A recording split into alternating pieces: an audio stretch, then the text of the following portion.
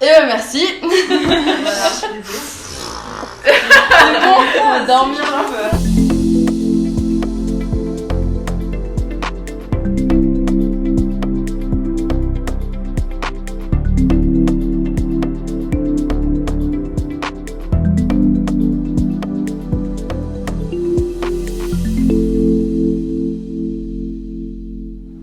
On arrive à notre dernier échange à 3.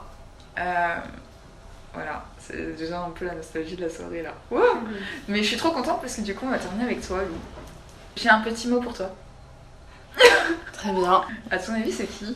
Je sais pas, je t'écoute. Donc il s'agit de Yacine. Qui a accepté de t'écrire ce texte. Alors j'ai mis beaucoup d'espace parce que j'ai pas envie de me foirer dans les phrases.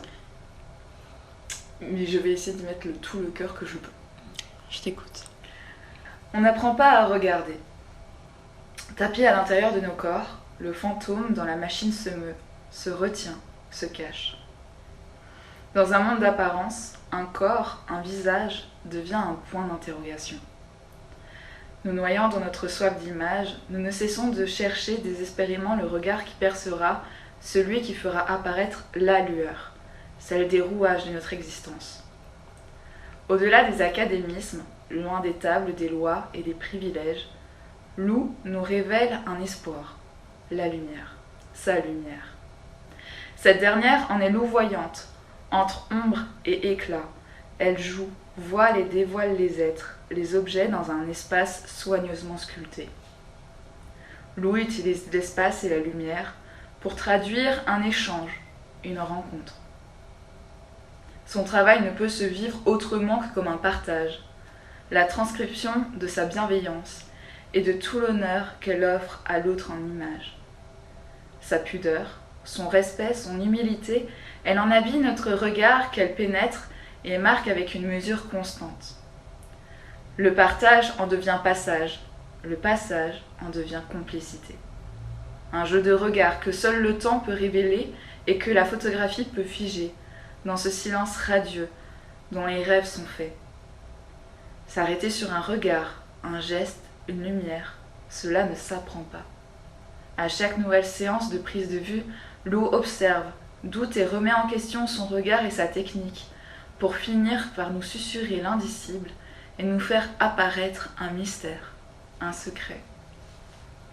Elle nous rappelle ce que nous sommes tous, uniques au monde. Et ce regard-là, il ne s'apprend pas.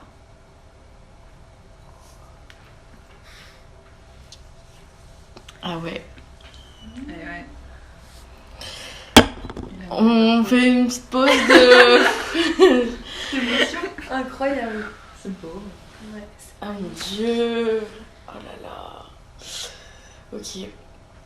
En fait, je pense que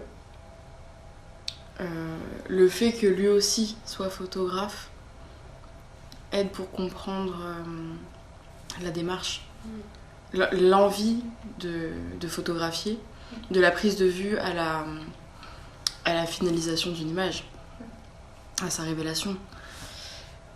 Donc c'est une compréhension totale de ma pratique et de mon être, du coup. Et c'est ça qui est incroyable. Je me reconnais dans ces mots-là. Et je pense que c'est le plus important. Et justement, en fait, quand tu écoutes ce texte, enfin en tout cas moi quand je l'ai lu, j'ai vraiment vu que il analysait une grande partie de ton travail en tant que ton travail te reflète toi. Oui. Comment est-ce que toi tu peux, dans ton travail en tant que photographe, rendre compte de ton propre rapport à toi-même dans tes photographies? Je pense que le travail principal se fait en amont de toute prise de vue. Donc le premier contact avec la personne qui va... soit qui me demande simplement des informations ou qui me fait un retour sur mon travail. Et à ce moment-là, le contact humain, c'est le plus important. Donc je pense que je me laisse guider et en même temps la personne me guide et je peux rebondir sur tout ce qu'on a dit avant par rapport à Pauline et Charlène,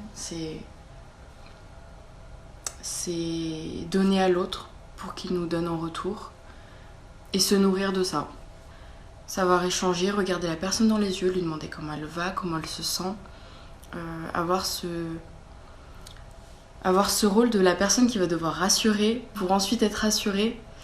Je reste lucide par rapport à qui je suis et le travail que je fais et pourquoi je le fais aussi, parce que je sais que ça me correspond, puisque c'est fluide dans les échanges que j'ai avec les personnes qui viennent me voir. Et j'ai la sensation que toute personne qui me contacte a déjà saisi un tout petit peu, ne serait-ce qu'un tout petit peu, ma manière de fonctionner. Et ce qui m'intéresse le plus, c'est de photographier des gens qui n'ont pas l'habitude d'un objectif, qui n'ont pas l'habitude d'être vulnérables dans cette situation-là. Donc ça rend l'expérience précieuse, unique, et c'est une expérience. Parce que c'est un échange entre deux personnes. Mais si j'ai quelqu'un pour m'aider, je sens une présence autour de moi et je me sens pas juste privilégiée avec la personne qui vient me voir. Et je suis moins dans cette bulle. Et je pense que le client, la cliente et moi, on a besoin d'être dans cette bulle-là. Et ça rassure et c'est ce qui fait que l'expérience est humaine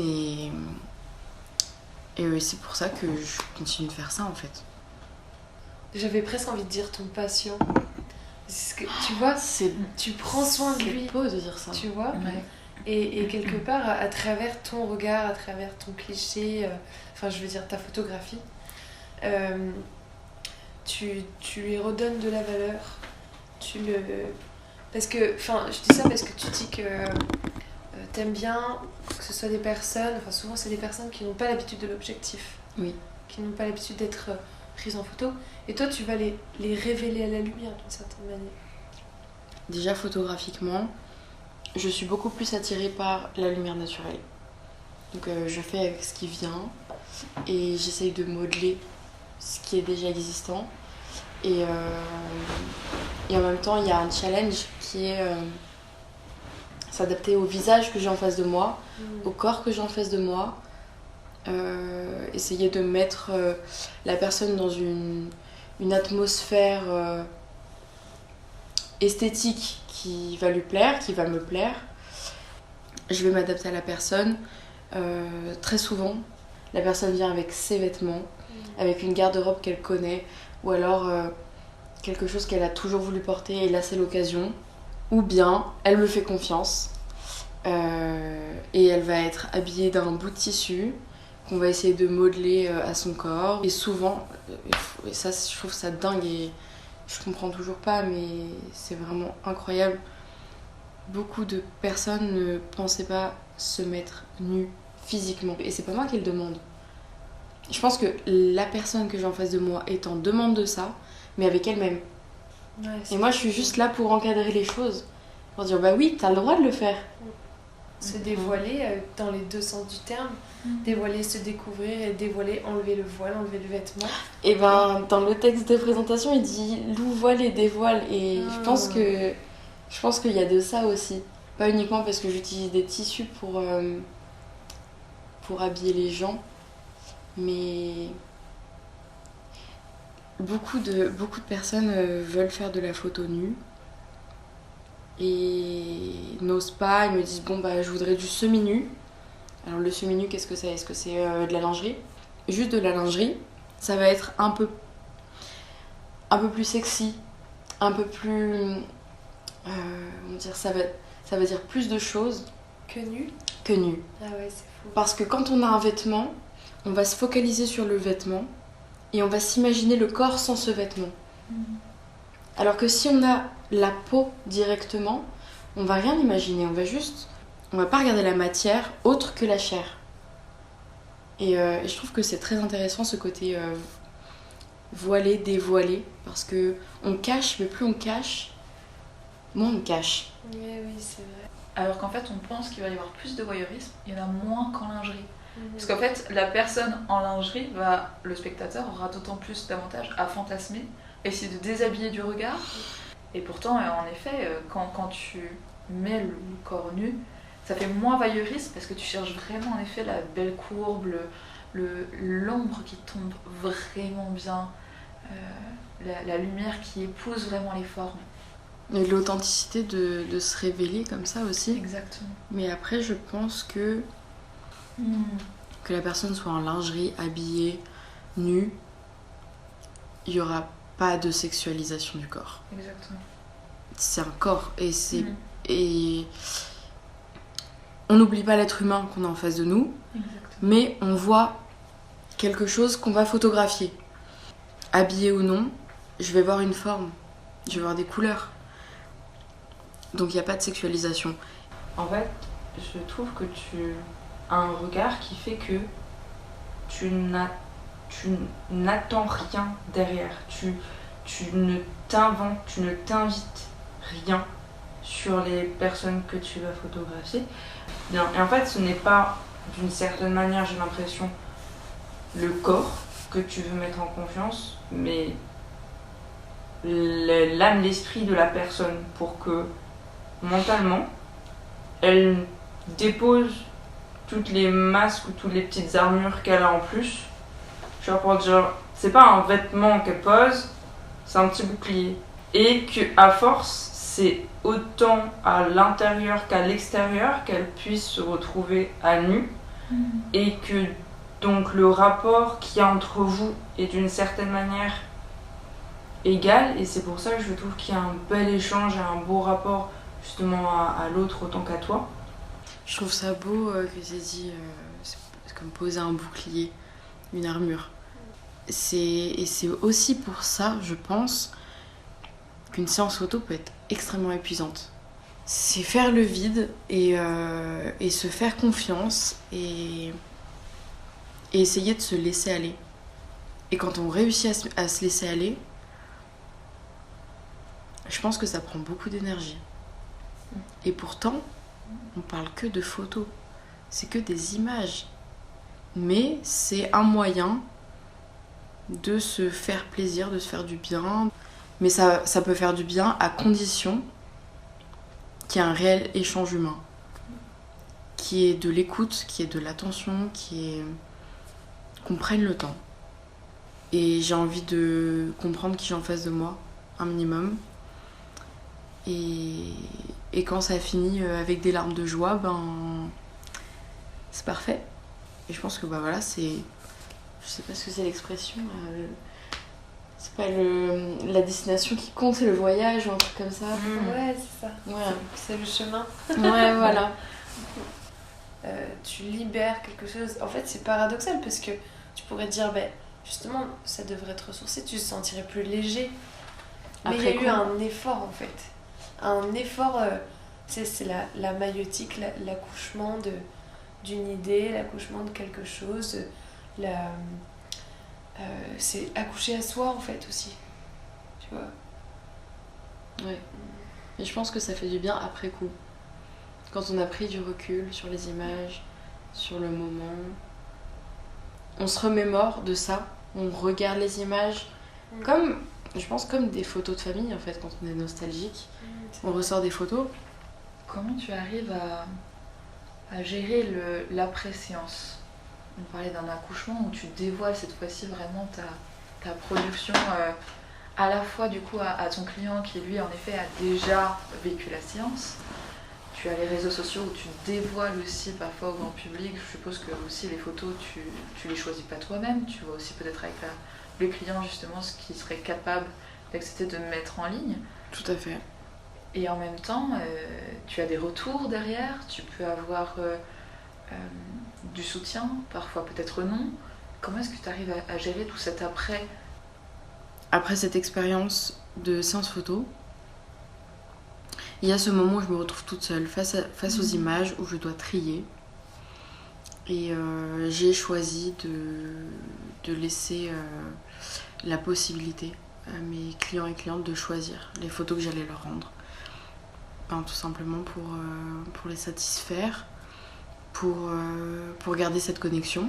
Et ensuite, je retouche les photos et puis je les livre.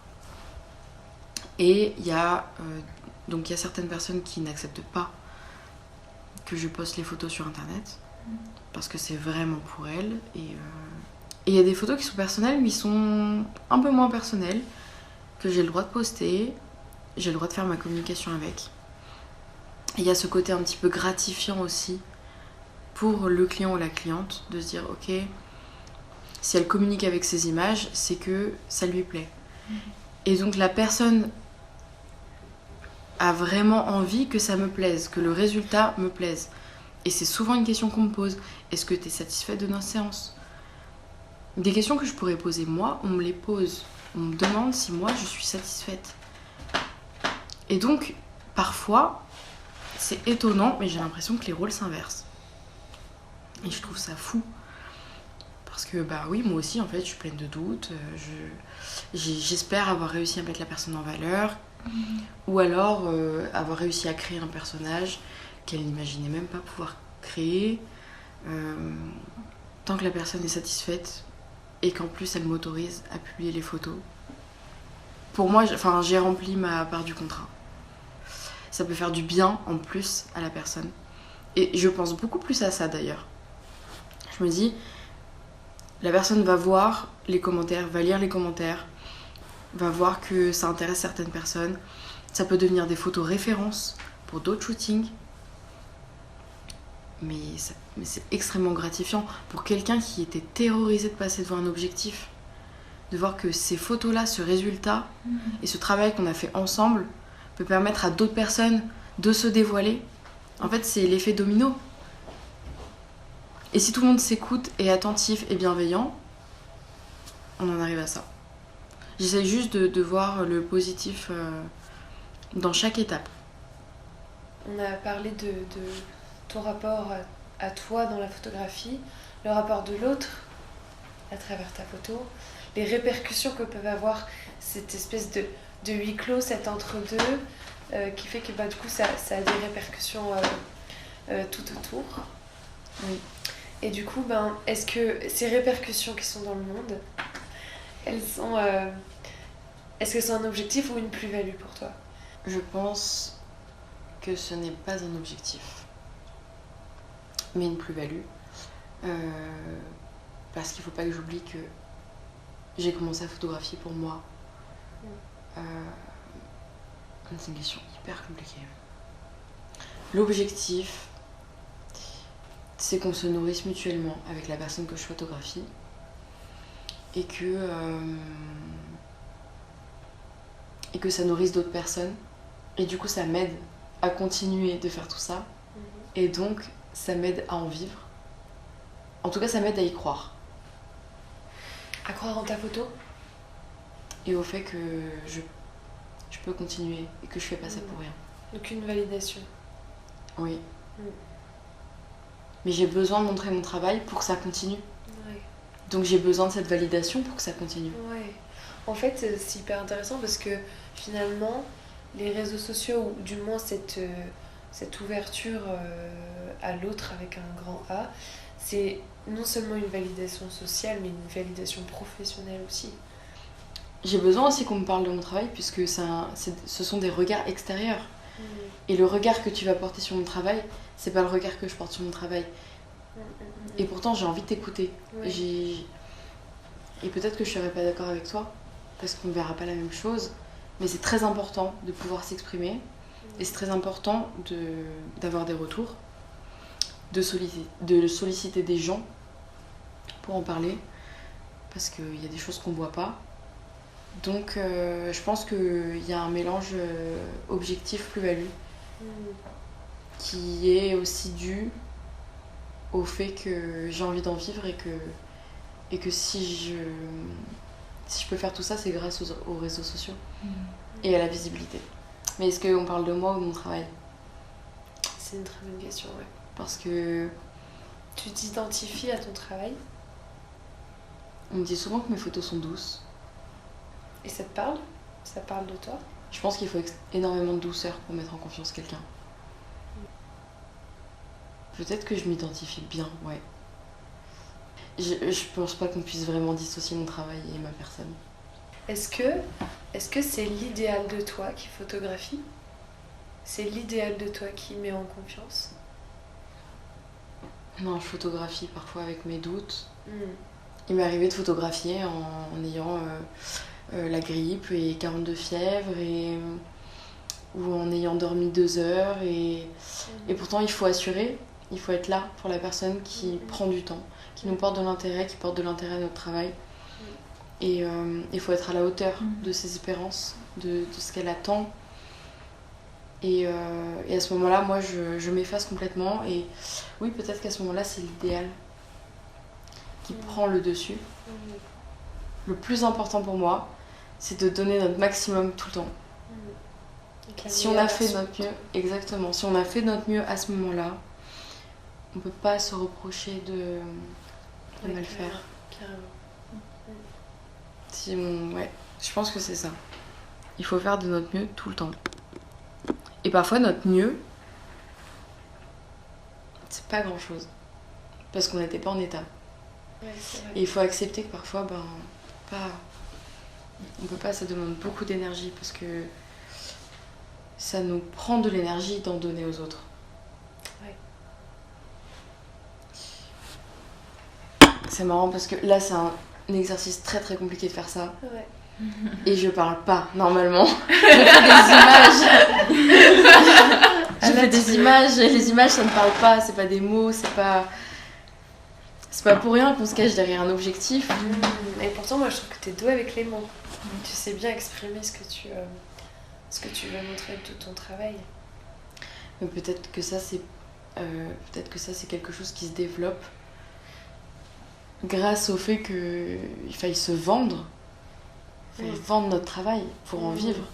Parler de Pour son se profi- travail, oui. ouais, c'est dur ça. Il faut se professionnaliser. La formation photo que j'ai faite, on m'a poussé à mettre des mots sur ma pratique, Ouais. à penser ma pratique. Et finalement, quand on arrive à poser quelques mots, ça fait du bien. Mais bon, quand on fait des images, c'est révélateur de quelque chose quand même. Enfin, je sais pas, toi tu te dis que t'es douée avec les mots ou... Ouais, je pense qu'en effet, quand t'es photographe, je pense pas que c'est une généralité. Je pense qu'il y en a qui sont très doués avec les mots, d'autres qui utilisent l'image parce qu'ils n'arrivent pas à exprimer verbalement en fait ce qu'ils aimeraient dire. Mais là, en fait, vraiment à vous voir, parce que c'était tellement limpide, mais vraiment ce que tu disais, c'était fou. Les mots, c'est son truc, hein. Ouais. Oui, j'avais envie de poser des questions et je disais non, attends après. Ouais, non, il se passait vraiment quelque chose. Et en Parfait. plus, c'est vraiment te connaissant et les nombres d'échanges qu'on a eu ensemble, je suis bluffée parce qu'on sait les doutes que tu as eu au sujet justement de parler de ton travail et le nombre de fois où tu nous le disais. Et là, comme je dirais, ouais, vraiment la langue s'est déliée, véritablement. Et enfin, nous qui travaillons avec toi depuis tellement de mois, et te voir prendre autant confiance à parler de ton travail, moi je suis admirative, quoi, vraiment. Merci beaucoup, Lou, pour ce dernier échange qui était super intéressant. Merci à toi, merci à vous les filles Merci. pour l'intérêt porté à mon travail et toutes nos discussions. On se rend compte des valeurs communes et de nos visions des choses. Et ça fait du bien. C'est intéressant de voir et de rappeler en fait que notre passion, notre profession, notre métier, on le prend par questionnement, en recherche de sens perpétuel. Et en fait, c'est ce qu'on a fait. En fait, on a fait que de se questionner. Et en fait, je pense qu'on est reparti avec encore plus de questions, pour beaucoup en tout cas, que de réponses. Où en fait, on est en constante analyse de notre recherche de sens dans notre profession. Moi, je vous remercie vraiment beaucoup. Et je pense qu'en tout cas, quand on se reverra, on n'arrêtera pas d'avoir ces échanges-là. C'est clair. Merci à toi pour la confiance que tu nous as donnée Ouais. et cette opportunité d'ouvrir ton émission. Voilà. C'est exactement Pour ce que je travailler voulais dire. Donc, j'ai envie de dire, c'est ça. Merci de nous permettre de créer ce projet avec toi parce que du coup, on apprend également. On n'est pas juste là à recevoir quelque chose en mode c'est bon, c'est fait. On a, personnellement, on a appris et merci du coup de nous avoir permis de créer avec toi ce projet, d'en discuter et de nous donner la parole sur plein de choses et de nous rencontrer. Oui, on s'est rencontrés du coup. Et humainement, c'est super intéressant et enrichissant. Ouais. Et c'est rassurant. Je vous remercie beaucoup les filles. Merci Elodie. C'est trop gentil de votre part. Je suis contente d'avoir fait naître ce projet avec vous trois. Que je ne l'ai pas fait toute seule. C'est vraiment en tout cas hyper important de voir que c'est un projet qui est né à plusieurs. Et il continuera. Il prendra le temps mais il continuera. Je vous remercie beaucoup et on se reverra pour d'autres échanges en tout cas. Ça marche. Merci.